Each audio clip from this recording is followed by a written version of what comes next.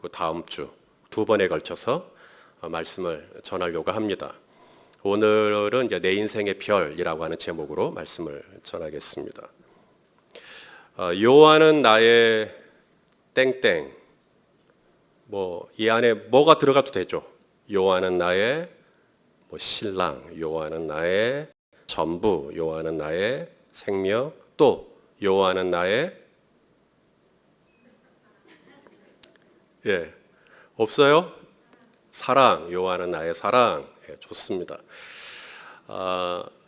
뭐라고요? 나의 전부. 그건 제가 했고.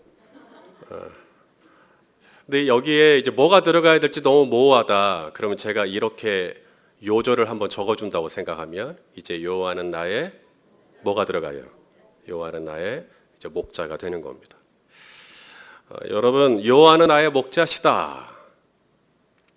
이것이 시편 23편에 시작되는 첫 마디입니다. 요한은 나의 목자시다. 따라서 합시다. 요한은 나의 목자시다.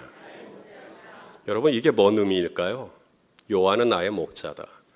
요한은 나의 목자다라고 하는 그 의미를 가만히 묵상해 보면 요한은 나의 목자시니라고 하는 이 구절의 이 선포를 가지고 몇 주 동안 시리즈 설교를 할 만큼 무궁무진한 메시지가 나올 수 있는 그런 내용입니다. 요한은 나의 목자다.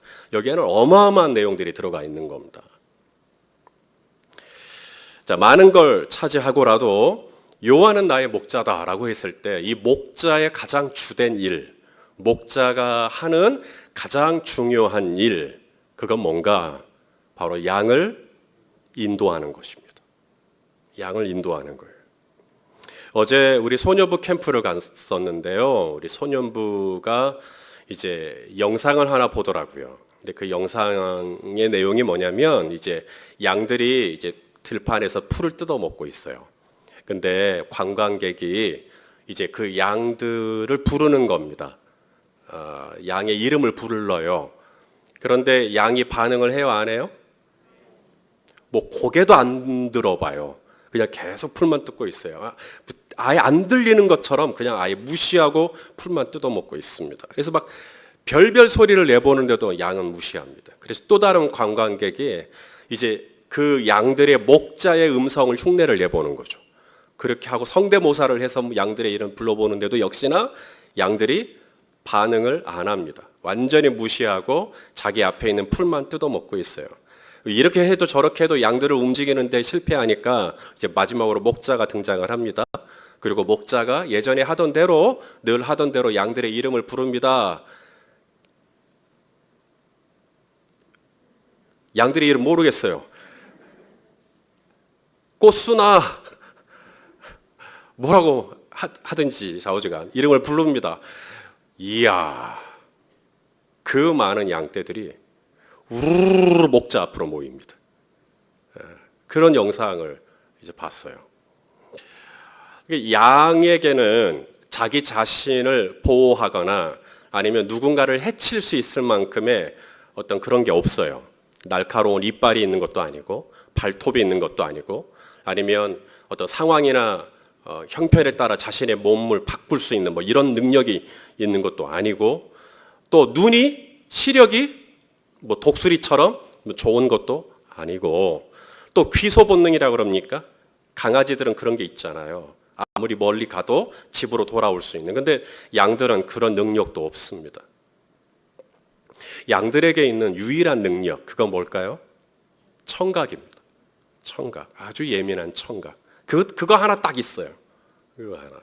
그래서 목자의 음성에만 반응하는 겁니다. 이게 익숙한 나에게 꼴을 먹여주는 이 목자의 음성에만 기가 막히게 목자의 음성을 분별하고 또 그 목자의 음성을 따라가는 그 능력, 그거 하나 있어요. 왜 하나님이 양에게는 다른 능력은 다 빼고 잘 볼 수 있는 능력, 어떻게 해볼 수 있는 능력 이거 다 빼고 그냥 딱 하나 잘 듣는 것만 주셨을까? 목자를 의존하라는 거죠. 목자를 의존하라는 겁니다. 그래서 목자의 음성을 잘 듣고 목자가 가자는 대로 가면 된다는 거예요. 그것이 하나님께서 양의 생명이 보존될 수 있는 유일한 방법입니다. 이사야 선지자는 뭐라고 말하냐면 우리는 다 뭐 같아서? 양 같아서. 우리는 양이래요. 이사야 선지자는. 우리는 양 같대요. 양 같다라는 말이 무슨 말이냐면 우리에게는 누가 절대적으로 필요하다는 거예요. 목자가 필요하다는 거죠. 시편 95편 7절에도 이렇게 이야기를 합니다. 읽어보죠. 시작. 그는 우리의 하나님이시요 우리는 그가 기르시는 백성이며 그의 손이 돌보시는 양이기 때문이라. 우리는 하나님의 뭐예요? 양. 시편 100편 3절에도 여호와가 우리 하나님이신 줄 너희는 알지어다. 그는 우리를 지으신 이요 우리는 그의 것이니 그의 백성이요 그가 기르시는 양이다. 성경은 계속 우리를 뭐라고 말해요? 너희는 양이다. 나는 양이다. 우리는 다 양 같아서 우리는 양이다. 우리는 양이기 때문에 양의 특징이 우리에게 있죠. 양의 특징이 뭐냐면 길을 잘 잃어버린다는 겁니다. 양은 길을 이렇게 파악할 수 있는 그런 능력이 양에게는 없어요. 길을 잘 잃어버립니다. 그래서 양이 길을 잃어버리지 않을 수 있는 방법, 그래서 들짐승, 사나운 들짐승으로부터 보호받을 수 있는 방법은 딱 하나입니다. 바로 목자를 만나는 겁니다. 양이 자기 스스로의 지능을 신뢰한다. 나는 똑똑해. 나는 내 지능으로, 내 IQ로, 내 지식으로 내가 얼마든지 나는 내 길을 스스로 찾아낼 수 있어. 혹은 양이 자신의 경험을 의지한다. 혹은 양이 다른 양을 의존하는 거죠. 이 양은 나보다 똑똑하니까. 그래서 그 양을 따라간다든지. 그렇게 될 경우에는 양은 계속해서 어떻게 되는 겁니까? 위험해지는 상황을 만나는 겁니다. 양이 길을 찾을 수 있는 안전한 방법. 그것은 무엇입니까? 양에게 뭐가 있으면 돼요? 목자가 있으면 됩니다. 그래서 이 양에게 목자가 있다는 거. 양이 태어났을 때 그 양을 쓰다듬어 주고 그 양에게 필요한 것을 채워주고 그리고 그 양에게 이름을 지어주고 그래서 너는 이제 내 양이야 라고 그 몸에 표식을 하고 그래서 이제는 그 양을 위해서 꼴을 공급해주고 그래서 이 양이 이 연약한 이 양이 이런 목자를 만났다. 나에게 이런 목자가 있다. 나의 이름을 불러주는 목자가 있다라고 하는 것은 양이 앞으로의 인생을 살아감에 있어서 양이 얼마든지 행복할 수 있는 기회를 얻게 되었다는 뜻이라고 해석을 해도 되겠죠? 그래서 다윗이 뭐라고 말합니까? 여호와는 나의 목자시니 내게 부족함이 없다. 다른 번역으로 보니까 내게 아쉬울 게 없다. 영어 성경으로는 보니까요. 나에게 결핍이 존재하지 않는다 이제. 하나님이 나의 목자가 된 이후부터 내 삶에 결핍은 없다. 결핍은 없다. 이렇게 고백을 하고 있습니다. 여러분 우리가 구원받았다 그래요. 예수 믿고 구원받읍시다. 구원받자 그러거든요. 이게 구원받는다라는 게 뭔 말인가? 이것을 교리적으로 이렇게 생각을 하려고 하면 이게 복잡해집니다. 구원받음이란 막 이러면서. 여러분 구원받았다라는 게 뭐냐면 간단하게 말합니다. 양이 목자를 만나는 겁니다. 그게 구원이에요. 양에게 어느 날 목자가 생긴 거예요, 이제. 그러면 양은 구원받은 겁니다. 전에는 목자가 없었어요. 그렇기 때문에 옳고 그르고 판단을 다 누가 해요? 내가 합니다. 그래서 내가 하는 게 모든 게 다 이제 내 위주로 다 판단을 하는 겁니다. 목자가 없으니까. 그때는 내가 그냥 내 삶의 목자죠. 사사기에 무슨 말씀이 있습니까? 그때는 옛날에 그때는 이스라엘에 뭐가 없어요? 왕이 없어요. 목자가 없다 이 말입니다. 그러니까 어때요? 사람마다 자기 소견에 오른 대로 살아요. 그래서 옳고 그름의 기준은 이게 무슨 도덕적이냐, 이게 뭐 윤리적이냐 이게 아니라 그냥 내 기준이에요, 내 기준. 그렇게 살았어요. 그때는 우리 다 그렇게 살았다고요. 그래서 그냥 우리는 다 양 같아서 각기 뭐예요? my way, 내 방식대로 살아가는 거예요. 제 길, 내 길로, 내 방식으로, 내 스타일로. 그냥 그게 내 생각에는 맞는 거니까. 그래서 이것이 좋다라고 생각하고 my way로 가는 겁니다. 그런데 그 길은 생명의 길이 아니죠. 그래서 구원이라는 게 뭐냐면 my way로 살았던 내 인생이 이제는 목자를 만나서 이제는 이 목자의 이끄심을 받는, 그래서 이제는 이 목자의 온전한 보호와 목자의 공급을 받는 그런 인생이 되었다면 그게 바로 구원받음이라는 거예요. 예수님이 누구이신가? 성경은 예수님을 별이라 그래요. 별. 이 발람 선지자 아니죠. 발람이 이제 이런 예언을 했습니다. 같이 한번 읽어보죠. 민수기 24장 17절 시작. 내가 그를 보아도 이때의 일이 아니며 내가 그를 바라보아도 가까운 일이 아니로다. 한 별이 야곱에게서 나오며 한 규가 이스라엘에서 일어났어. 이렇게 말합니다. 한 별이 이스라엘에서 나올 거다. 야곱에게서 나올 거다. 이 한 별 누구죠? 예수님입니다. 그래서 예수님이 태어나시던 날 큰 별이 있었죠? 맞아요? 별. 별의 역할이 뭐냐는 거죠. 별이 하는 일이 뭔가? 이 밤하늘에 나의 길을 비춰주는 역할을 이 별이 하는가? 별이 하는 일은 뭐냐면 나를 인도하는 것입니다. 나를 인도하는 것. 여러분, 바다를 항해하는 어부들에게 있어서 이 별자리는 중요해요, 안 중요해요? 굉장히 중요합니다. 이 해와 별의 위치를 파악을 하고 어부들은 자신이 있는 이 배의 경도와 위도를 읽어냅니다. 그러니까 이 별의 위치라는 것은 어부들에게는 생명입니다. 왜냐하면 이 별자리 때문에 자신의 배가 정확하게 어느 위치에 있는지를 파악을 해낼 수 있기 때문에 그렇죠.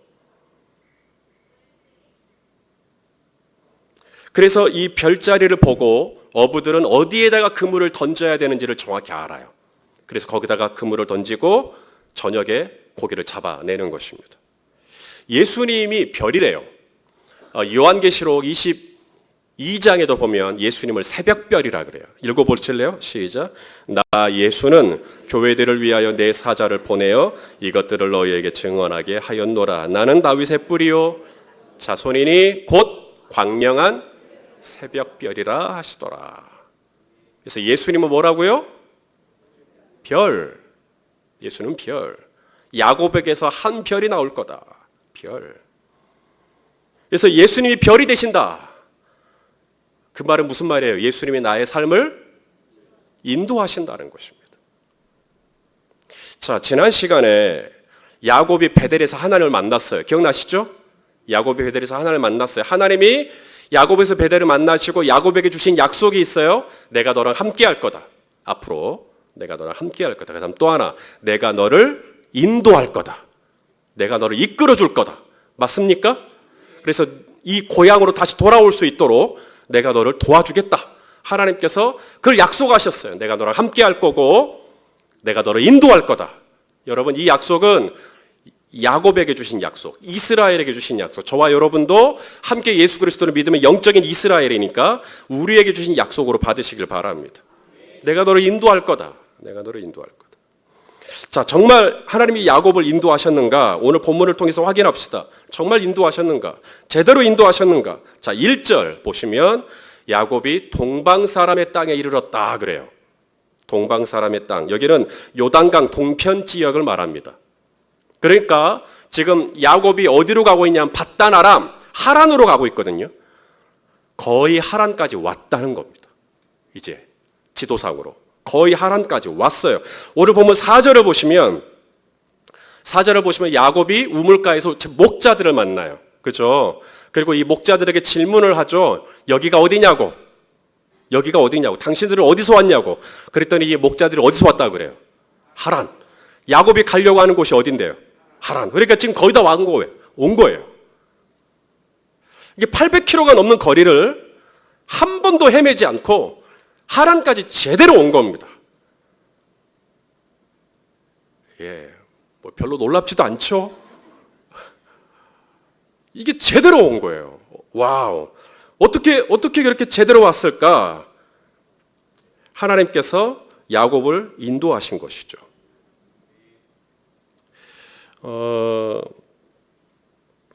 4절을 보면 내 형제 어디서 왔느냐? 여러분 이 질문을 했다라는 게 뭘 의미하는지 아시겠어요?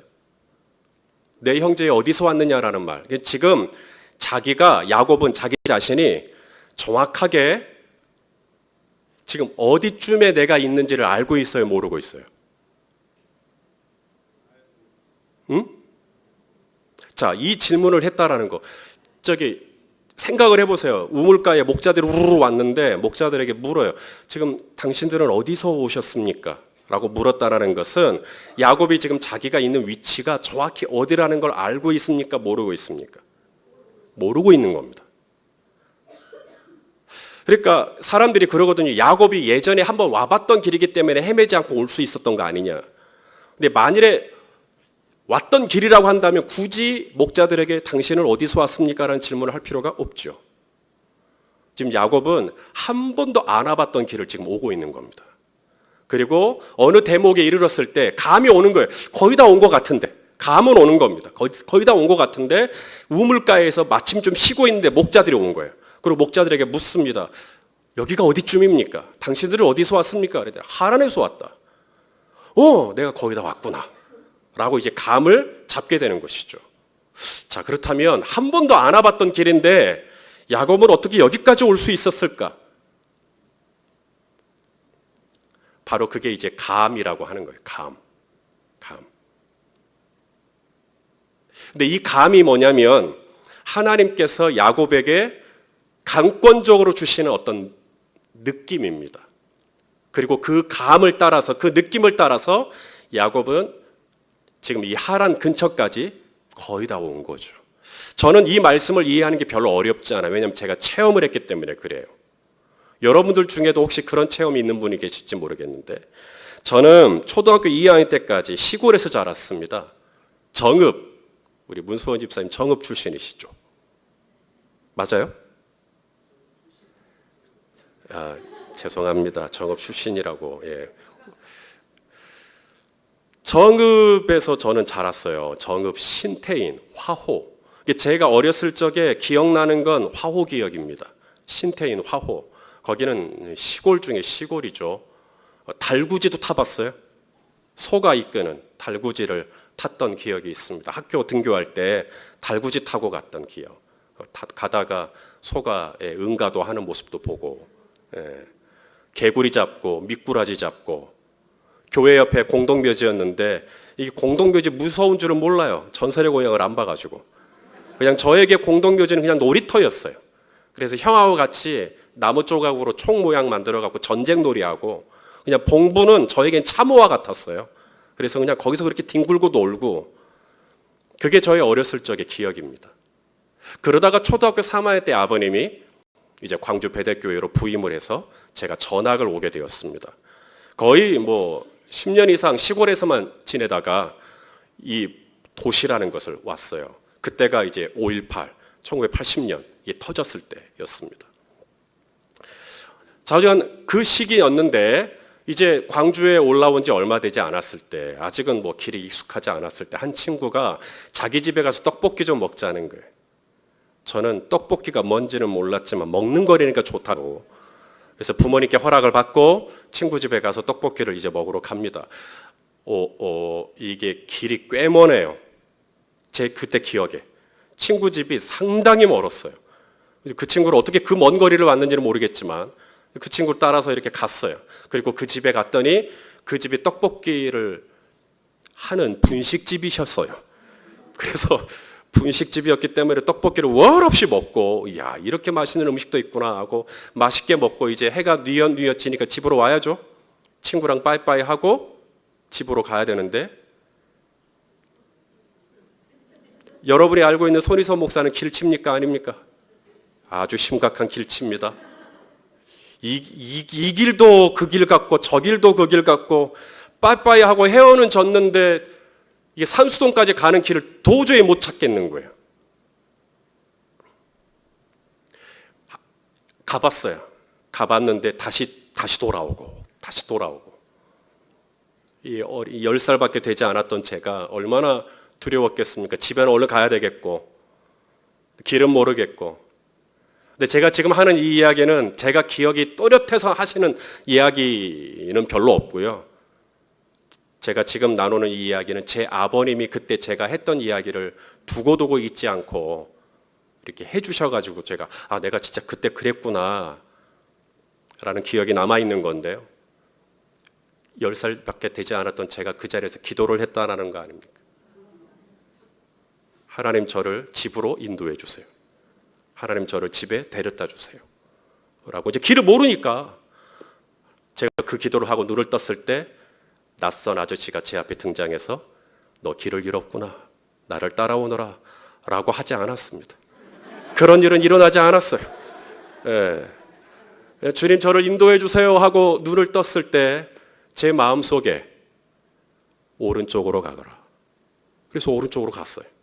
오른쪽으로 가니까 코너가 이제 보여요. 왼쪽으로 돌아가거라. 그래서 왼쪽으로 돌아갔어요. 신호등이 보여요. 건너가거라. 건너갔어요. 육교가 보이니까 육교로 건너가거라. 육교로 또 건너갔어요. 제 마음속에 뭔가 왔어요. 그때. 그리고 그 음성을 따라 집까지 무사히 왔어요. 그래서 아버님이 늦게 왔으니까 제가 놀래서 밖에 나와 있다가 저를 만났는데 너 어떻게 이 시간까지 있다가 왔냐. 그때 제가 제 아버님께 간증을 한 거죠. 제 안에 어떤 음성이 들려서 그 음성을 쫓아서 여기까지 올 수 있게 되었다는 이야기를 했었는데 그 이야기를 아버님이 두고두고 기억을 하고 지금도 얘기해요. 너 그때 그랬다고. 저는 야곱이 부엘세바에서 바단 아람까지 하란까지 그 800km가 넘는 그 먼 거리를 어떻게 올 수 있었을까? 한 번도 가보지 않았던 그 초행길을 저는 근데 이것을 이해하는 게 별로 어렵지 않습니다. 왜냐하면 주님이 분명 베델에서 만났죠. 베델에서 내가 너와 함께 하겠다. 그리고 내가 너를 인도하겠다라고 말씀하셨어요. 그날 아침에 눈을 떴을 때 야곱의 마음속에 하나님이 저쪽까지 가거라. 저쪽까지 가거라. 분명히 그렇게 말씀하셨을 거예요. 그리고 야곱은 자신의 심령 가운데 주님이 주시는 음성을 듣고 반응을 했고 그리고 그럴 때마다 정확하게 한 번도 헤매지 않고 동방 사람이 살고 있는 땅까지 올 수 있었던 거죠. 지난주에 우리 백수기 권사님하고 정영환 집사님이 제주도로 아우리치를 가셨어요. 전도여행. 이 예수전도단 아우리치는 여러분이 생각하는 거랑 좀 달라요. 예수전도단 아우리치는 어떤 일정이 나오지 않습니다. 월요일은 어디 가고 화요일은 어디 가고 무슨 사역하고 이런 일정이 없어요. 그냥 아우리치라는 게 뭐냐면 그냥 제주도에 딱 떨궈주고 알아서 일주일을 지내는 겁니다. 그러면 제주도에서 그냥 딱 도착하자마자 이 팀들이 하는 일이 뭐냐면 하나님 음성 듣는 겁니다. 하나님 저희가 어디로 가야 합니까? 그러면 이 팀들 안에 하나님이 각자에게 말씀하십니다. 퍼즐처럼 누구는 동그란 걸 봤다고 그러고 누구는 별 모양을 봤다고 그러고 누구는 네모를 봤다고 하고 근데 이게 하나의 그림이 됩니다. 그래서 하나님의 음성을 분별하고 따라가는 거예요. 그 훈련을 일주일 하신 거예요. 저하고 아내는 2달을 했었고요. 근데 여러분 이런 훈련을 하고 나면 하나님께서 나의 삶을 인도하신다는 게 그렇게 막연하지 않습니다. 하나님은 진짜로 저와 여러분의 걸음을 인도해 주십니다.